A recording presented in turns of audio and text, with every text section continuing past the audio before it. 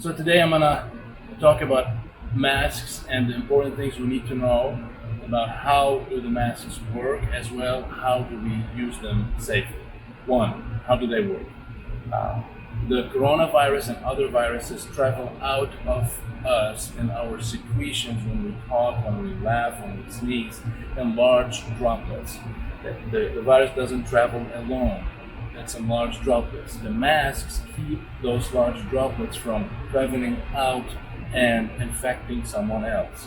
The mask does protect us to a certain degree because the virus, when it exists in the air, is in smaller droplets, but it's not as effective as protecting others. The idea is, if you go to a place and everyone has a mask on, if there are many individuals there that have the virus and don't know that they're carrying it and secreting it into the air, if everyone is wearing a mask, we're all protecting each other. Two, how do you choose your mask? So you can use the surgical mask that you've seen us using in the hospital, as well as a cloth mask. The cloth mask is as effective.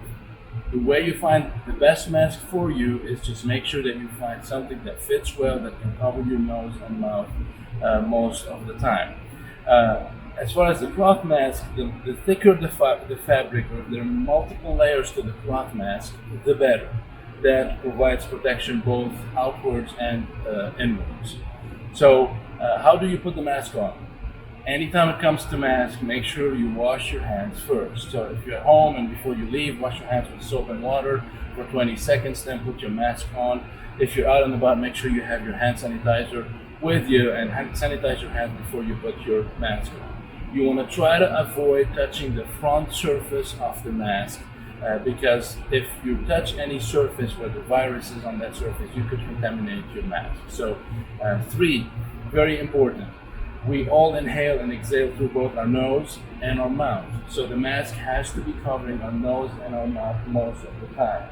When you put the mask on, make sure you're holding it by the threads, not from the front, and make sure that it's fitting well. Find the mask that fits well on you. There's multiple versions of masks out there, both online and in stores.